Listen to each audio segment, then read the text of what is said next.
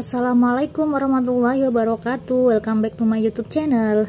Di video kali ini saya akan membahas 10 soal tentang pengetahuan kuantitatif persiapan UTBK tahun 2023. Nah, ada 10 soal yang akan kita bahas. Langsung aja kita masuk ke soal nomor 1. Di sini ada sebuah pola. Angka yang tepat untuk menggantikan X adalah, nah jadi di sini ada 3 buah segitiga dan berpola yang ditanyakan di sini adalah X, di mana X ini dia posisinya ada di tengah segitiga ya. Kemudian di sekeliling X ini ada 3 angka, 3, 6, sama 16. Nah, untuk mengetahui X berarti kita harus tahu pola dari segitiga pertama sama segitiga kedua. Karena yang ditanyakan adalah X, ya, jadi kita harus mencari X ini dengan menggunakan angka yang diketahui. Karena X berarti nanti pola 1 sama pola 2 harus kita cari supaya hasilnya adalah yang di tengah. Ini ya, karena kan dia sama aja X ya. X ini sama aja dengan 14, sama aja dengan 12. Nah, dari pola pertama, 12 ini dia dibentuk dari angka 2, 8, sama 3. Nah, berarti kita harus apakan nih supaya dia menghasilkan 12 gitu ya. Nah, kalau 2 dikali 8, 16. 16 misalkan kali 3 nggak mungkin ini ya. 3 ke sini kali 2, 6. Tambah 8 nggak mungkin. Berarti 3 kali 8, 24. 24 dibagi 2, 12. Ketemu ya polanya ya. Jadi untuk segitiga yang pertama, ini 3. Ya, 3 dikali 8. 3 dikali 8 dibagi 2 sama dengan 3 kali 8 kan 24. 24 bagi 2 adalah 12, ketemu. Nah, kalau polanya ke sini dikali, kemudian ke sini dibagi, berarti nanti di sini sama. Nah, 7 kali 10 70. 70 bagi 5 14. Sama ya. 7 kali 10 dibagi 5 sama dengan 14. Berarti pola untuk segitiga yang ketiga berarti dari sini ke sini dikali, ini dibagi gitu ya. Berarti ini polanya yaitu 16 dikali 6 ya dibagi 3. 16 dikali 6. Nah, ini kan bisa kita selesaikan menjadi 16 dikali 6 dibagi 3. Gini ya, bisa kita coret ya.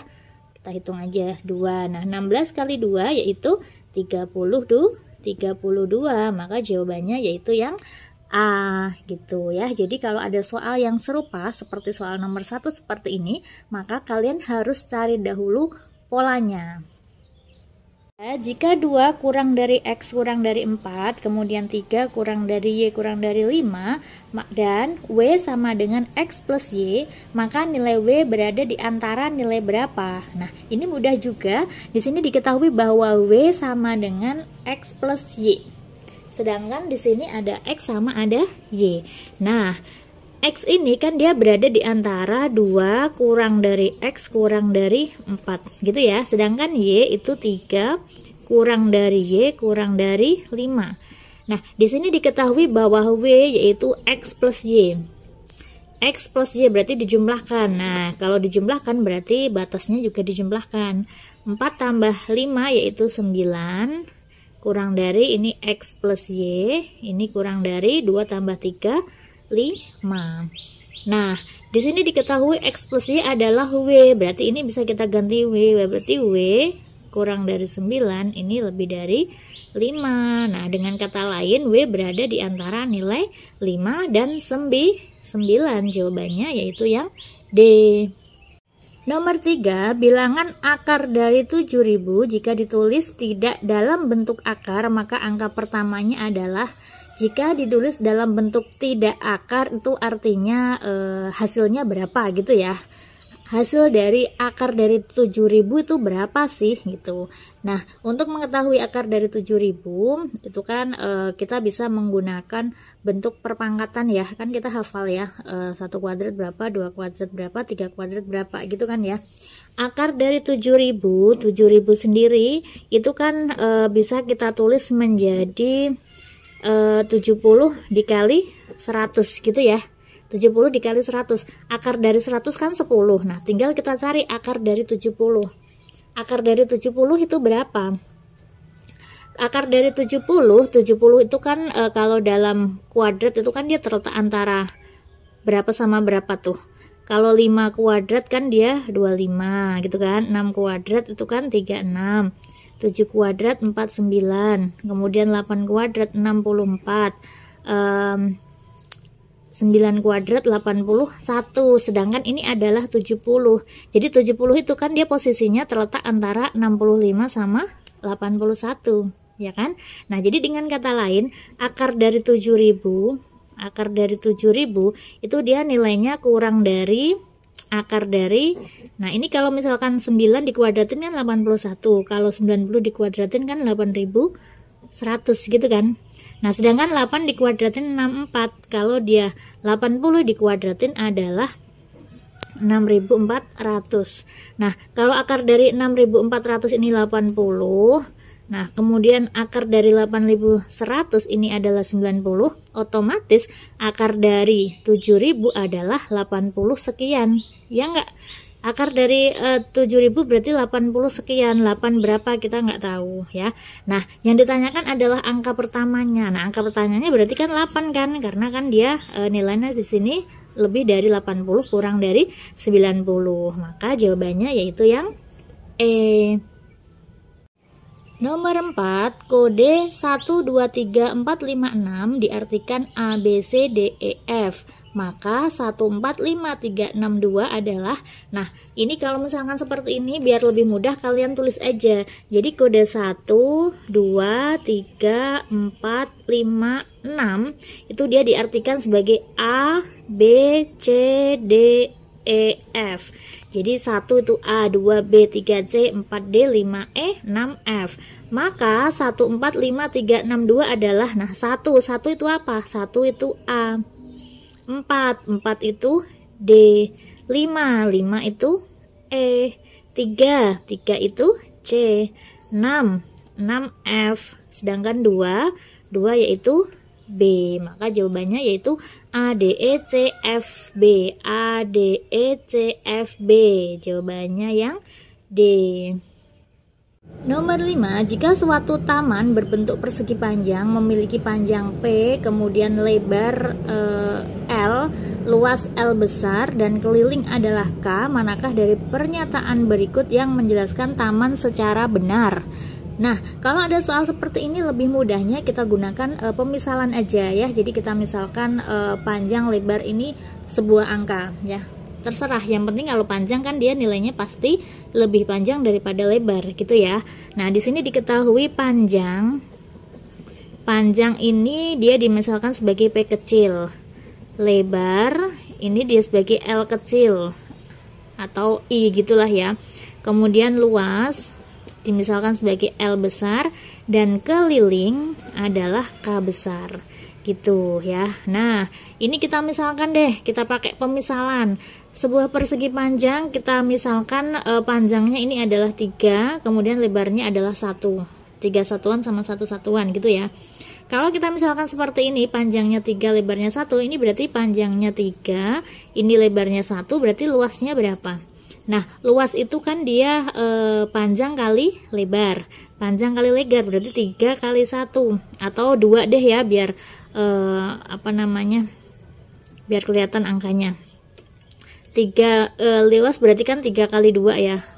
Panjang kali lebar berarti 6. Keliling itu rumusnya yaitu 2 panjang ditambah 2 lebar. 2 kali panjang plus lebar berarti 2 kali panjangnya 3, lebarnya 2. Nah, berarti 3 tambah 2 itu 5, kali 2 adalah 10 gitu ya. Nah, jadi kalau misalkan sudah seperti ini, untuk mengetahui yang benar mana, ini tinggal nilai-nilai ini kalian masukkan di sini. Kalau dia benar ya berarti benar gitu ya. Misalkan yang A ini kan LK min 2L kuadrat sama dengan 2L. Ini kita baca I aja ya, biar nggak kebalik sama L besar ini ya. Kita anggap I. Kita baca I, berarti kalau I ini berarti kan dia 2 ya. Berarti 2 dikali K, K-nya ini adalah 10, dikurangi 2 kali I kuadrat, I-nya 2. 2 kuadrat sama dengan 2L besar, 2 kali 6. Nah, 2 kali 10 berapa? 20 dikurangi 2 kuadrat 4, 4 kali 2, 8. Sama dengan 2 kali 6, 12. Nah, 10 kurangi 8, 12. 12 sama dengan 12, berarti pernyataan ini benar, ya kan? Karena dia benar, ya udah berarti jawabannya A. Nah, nanti kalau misalkan kita cek di yang lain, pasti dia salah. Misalkan ya kita cek yang B. IP, I-nya 2, berarti 2 kali P-nya 3 ditambah L besar itu 6 sama dengan 2 kali K, K-nya itu 10. Nah, ini 2 kali 3, 6, 6 tambah 6, 12, ini 20. Nah, tidak sama, berarti dia salah gitu ya. Nah, jadi kalau ada tipe soal seperti ini, maka langkahnya yaitu tadi kita misalkan sebuah angka, kemudian kita substitusikan semua di sini, yang benar berarti itu jawabannya. Gitu, oke, berarti nanti kalau kita cek B, C, D, E ini salah ya, jawabannya yaitu yang A. Nomor 6, 4 siswa A, B, C, dan D masing-masing menabungkan sisa uang jajannya. Setelah setahun menabung, tabungan A 300.000 lebih sedikit daripada tabungan B, dan tabungan C 200.000 lebih banyak daripada D. Jika tabungan D sama dengan 500.000 dan gabungan C dan D adalah 2 kali tabungan A, maka besar tabungan B adalah, nah ini soal cerita berarti harus kita tulis terlebih dahulu. Yang penting ya, 4 siswa, ini ada siswa A, B, C, D, kemudian dibilang bahwa setelah setahun menabung tabungan A berarti kita tulis A, sama dengan 300.000 lebih sedikit. Nah, ini kata-katanya lebih sedikit daripada tabungan B, berarti tabungan A itu tabungan B dikurangi 300.000 karena lebih sedikit ya, gitu. Kemudian tabungan C kita tulis sama dengan 200.000 lebih banyak. Nah, kalau ini lebih banyak daripada tabungan D, berarti tabungannya C itu sama aja dengan tabungannya D ditambah 200.000 karena dia lebih banyak ya, gitu. Jika tabungan D adalah 500.000, D sama dengan 500.000, dan gabungan C dan D berarti C plus D sama dengan 2 kali tabungan A, 2 kali A. Maka berapa besar tabungan B? Nah, yang ditanyakan adalah tabungannya B. Nah, ini diketahui D sama dengan 500.000. Ini kita masukkan yang ada D-nya. Yang ada D-nya kan ke sini ya. Berarti dengan kata lain, nih C sama dengan D ditambah 200.000. D-nya itu 500.000. Ya, jadi 500.000 ditambah 200.000 sama dengan 700.000. Nah, udah C-nya udah ketemu. Kemudian C plus D sama dengan 2A. Nah, ini bisa juga C plus D, C-nya kan ketemu 700.000 ya. Ditambah D, D-nya itu diketahui 500.000 sama dengan 2A. Nah, 700 tambah 500 itu kan sama aja dengan 1.200.000 berarti ya. 1.200.000 sama dengan 2A. Berarti A-nya berapa? Nah, tinggal dibagi 2 kan.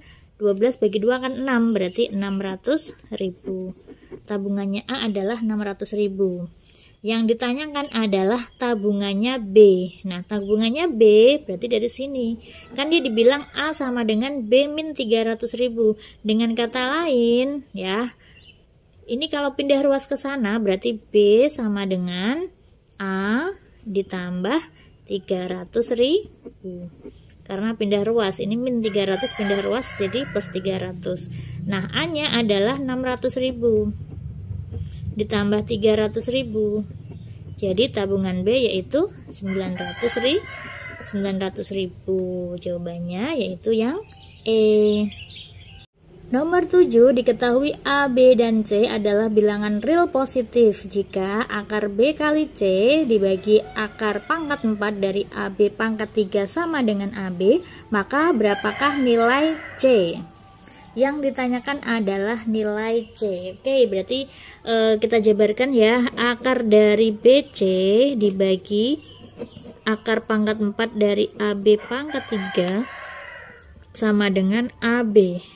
Nah, akar dari BC, akar itu sama aja dengan pangkat setengah, berarti ini sama aja dengan B dikali C pangkat setengah dibagi ini kalau akar pangkat 4 itu sama aja dengan pangkat 1/4. Jadi sama aja dengan AB pangkat 3 dipangkatin 1/4 sama dengan AB. Ini ya ditulisnya ya. Nah, sekarang kita pangkatkan satu-satu. B pangkat setengah. Berarti B pangkat setengah dikali C pangkat setengah dibagi A pangkat 1/4 dikali B pangkat 3 kali 1/4 itu 3/4 sama dengan A kali B. Gitu ya. Nah, sekarang kita gabung yang yang A sama B kita jadikan satu. Ini boleh ya kita pindah ke sana ya. Jadi dengan kata lain B pangkat setengah dikali C pangkat setengah sama dengan A kali B. Ini kita pindah ke sana. A pangkat setengah B pangkat 3/4. Sifat dari eksponen kalau ada bentuk seperti ini, kalau ada A pangkat M dikali A pangkat N, maka sama aja dengan A pangkat M plus N. Pangkatnya itu ditambah ya. Jadi ini B pangkat setengah dikali C pangkat setengah sama dengan, ini ditambah A pangkat 1 tambah A pangkat 1/4, berarti A pangkat 1 tambah 1/4. 1 itu sama aja dengan 4/4. 4/4 tambah 1/4 berarti 5/4.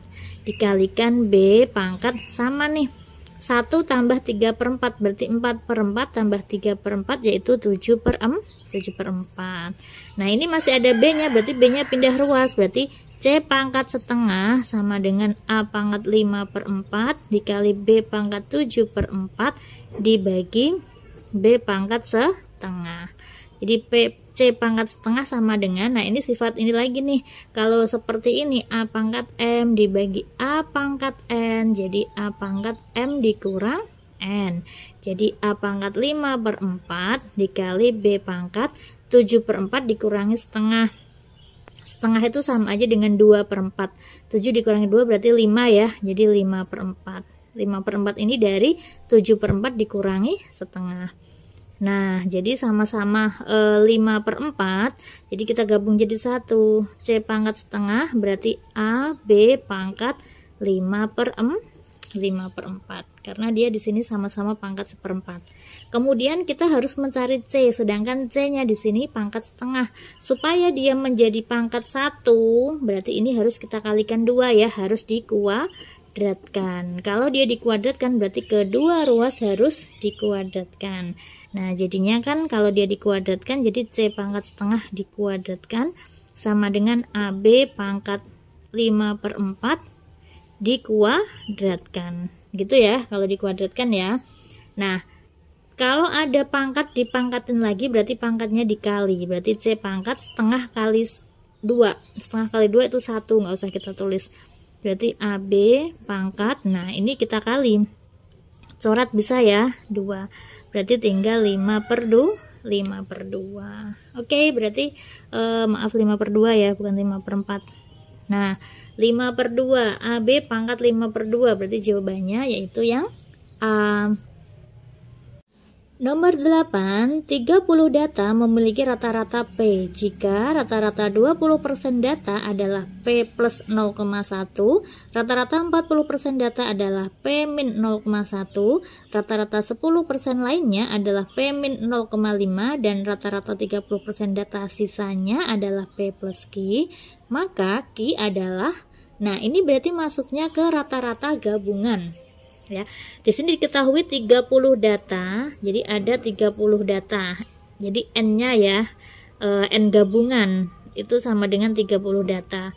Rata-ratanya adalah P. Nah, berarti ini N gabungan sama X gabungan gitu ya. Jika rata-rata 20% data, 20% data ini datanya kan ada 30 ya. Kalau 20% data berarti 20% kali 30 itu berapa tuh? 20% itu kan sama aja dengan 20/100 dikali 30. Coret berarti 6 ya. Kalau N-nya 6, ini N ya, jadi N sama dengan ini N1. Ini rata-ratanya X1 nya adalah P plus 0,1. Rata-rata 40% data, ini berarti N2 itu 40%. 40% tuh 40/100 kali 30 data, karena datanya ada 30. Coret, coret, coret, coret. 4 kali 3 itu 12. Kalau N-nya 12, rata-ratanya kita anggap sebagai X2 ya. Rata-ratanya yaitu P min 0,1. Rata-rata 10% lainnya berarti N2-nya itu 10%. 10% itu 10/100 dari banyak data itu ada 30. Kita coret-coret, berarti N-nya 3 ya. Rata-ratanya adalah P min 0,5. Kemudian yang terakhir N4, rata-rata 30% sisanya, berarti 30%, 30/100 kali datanya ada 30. Coret 9 ya. Nah, maka X4 nya adalah P plus Q. Yang ditanyakan berapakah Q? Kita cek, ini banyak datanya udah total 60, bener apa enggak? Ini kan dia gabungannya ya. 6 tambah 12 18, 18 tambah 3 21, 21 tambah 9 30. Betul ya? Nah, rata-rata gabungan X gap, X bar gap itu rumusnya adalah, kalau dia banyaknya data ada 4 ya, berarti X bar 1 dikalikan N1 tambah X bar 2 kalikan N2 tambah X bar 3 kalikan N3 tambah X bar 4 dikalikan N4 dibagi sama banyaknya data. Banyaknya data yaitu N. Rumusnya gitu. Kalau dia di sini ada 10 data ya, berarti ini tinggal dipluskan sampai ke N10. Kalau cuma ada 2 ya cukup 2. Nah, karena ini ada 4 ya, berarti kita masukkan semua rata-rata gabungannya. X gabungannya kan berarti P ya. Ini pasti kecil-kecil banget nih nulisnya, biar muat ya, nggak apa-apa ya. Berarti P sama dengan X bar 1. X bar 1-nya itu P plus 0,1. P plus 0,1 dikalikan N1-nya itu 6 ditambah X bar 2-nya itu P min 0,1 dikalikan N2-nya tadi ketemu 12 ditambah X bar 3-nya itu P min 0,5 dikalikan 3 ditambah yang terakhir X bar 4-nya yaitu P plus Q dikalikan banyak datanya 9 dibagi sama total datanya yaitu 30 gitu ya. Udah, ini tinggal dijabarkan aja, dijabarkan biasa. Ini kita pindah ruas. P dikalikan 30 yaitu 30P sama dengan P kalikan 6, 6P ditambah 0,1 kali 6, 0,6 ditambah P kali 12, 12P min 0,1 kali 12, 1,2 ditambah P kali 3 itu 3P min 0,5 kali 3, 1,5 ditambah P kali 9, 9P plus 9Q gitu ya. Jadi 30P sama dengan, ini yang ada P-nya kita jumlahkan semua, 6P tambah 12P 18P, 18P 21P tambah 9P yaitu 30P. 30P ditambah 0,6 ini min 1,2, ini min 1,5. Min 1,2 min 1,5 itu min 2,7. Min 2,7 ditambah 0,6 berarti min ya. Min 2,1 plus ini 9Q gitu ya. Nah, karena ini sama-sama ada 30P berarti kita coret. Jadi 0 sama dengan min 2,1 plus 9Q. Nah, ini pindah ruas. Min pindah ruas jadi plus, berarti 2,1 sama dengan 9Q. Jadi dengan kata lain Q sama dengan 2,1 per 9. Nah, 2,1 per 9 kan belum ada ya, berarti harus kita cari bentuk sederhananya. Berarti Q sama dengan 2,1 per 9 itu kan sama aja dengan 21 per 90 ya enggak, kalau sama-sama dikalikan 10 biar enggak koma ya. Jadi Q sama dengan ini, sama boleh diperkecil, sama-sama dibagi 3. Kalau dibagi 3, 21 bagi 3 itu 7, 90 bagi 3 itu 30. Berarti jawabannya yaitu 7 per 30. Jawabannya yaitu yang B. Nomor 9, jika X log W sama dengan setengah dan XY log W sama dengan 2/5, maka nilai dari Y log W adalah, nah, di sini yang diketahui X log W sama dengan setengah. Kemudian X kali Y log W sama dengan 2/5. Yang ditanyakan adalah Y log W. Ini kita kalau ada X kali Y, bentuk perkalian dia ada di absis ini kan dia nggak bisa ya, berarti harus kita balik ya. Kita punya sifat logaritma, kalau ada A log B itu nilainya sama ada dengan 1/B log A, gitu ya. Nah jadi ini kalau dibalik maka di sini hasilnya harus dibalik. Nanti dengan kata lain, bentuk X log W ini bisa kita tulis menjadi W log X. Nah kalau W log X ini bukan 1/2 tapi 2/1, gitu dibalik ya. Ini juga sama. Kalau XY log W sama dengan 2/5 berarti W log XY sama dengan 5/2 dibalik, gitu ya. Nah kalau ini dia bisa kita jabarkan, W log XY itu sama aja dengan W log X ditambah W log Y, gitu ya. Sifat dari logaritma ya, sama dengan 5/2. Baru dimasukkan W log X. W log X nya kan udah ada. W log X itu 2, jadi 2 ditambah W log Y sama dengan 5/2. Jadi W log Y sama dengan 5/2 dikurangi 2. Jadi W log Y sama dengan 5/2 dikurangi 2 berapa nih? Ini 2 ya, ini 5, ini dikurangi 4. Jadinya 1/2. Nah, yang ditanyakan adalah Y log W. Ini adanya W log Y. Y log W. Y log W itu nilainya sama aja dengan 1/W log Y. Nah, W log Y-nya tadi ketemu setengah, berarti 1 dibagi setengah.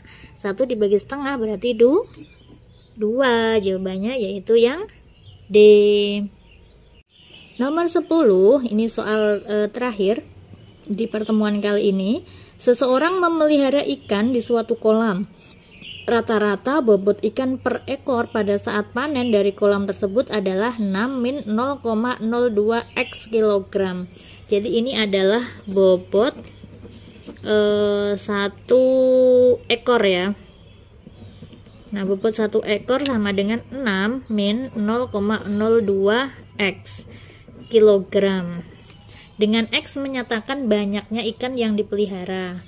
Maksimum total bobot semua ikan pada saat panen adalah, yang ditanyakan adalah maksimum total bobot ikan. Jadi bobot semua ikan ini kan bobot 1 ekor. Kalau bobot X ikan ya.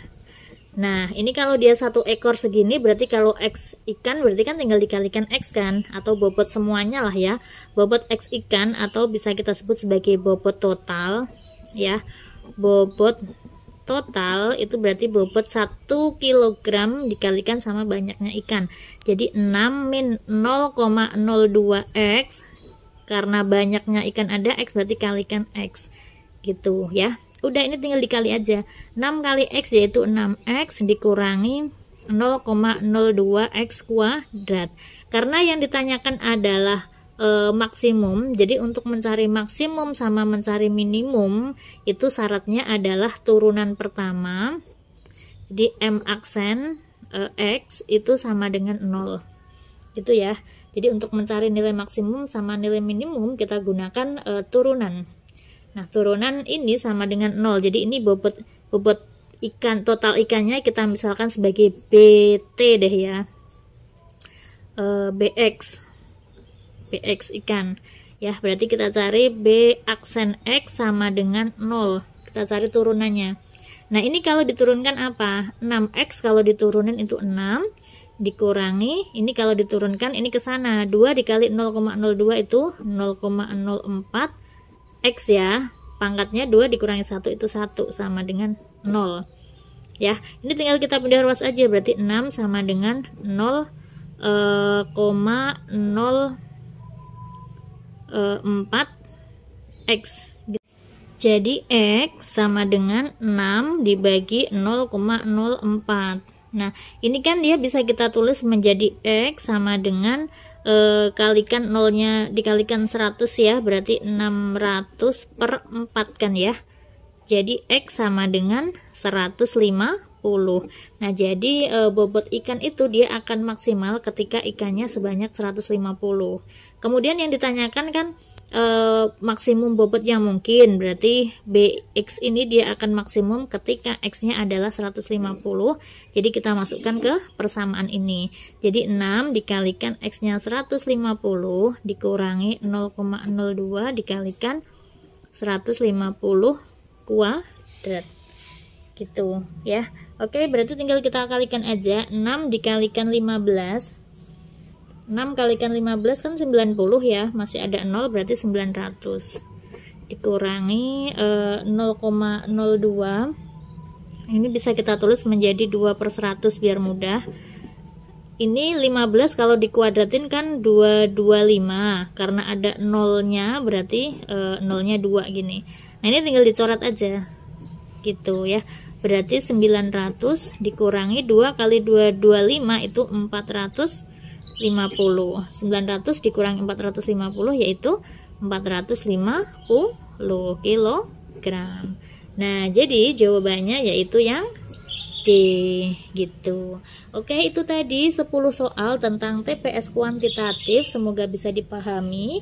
Jika ada yang kurang paham silahkan kalian tulis di kolom komentar. Jangan lupa dukungannya like, comment, and subscribe. Kakak akhiri, wassalamualaikum warahmatullahi wabarakatuh.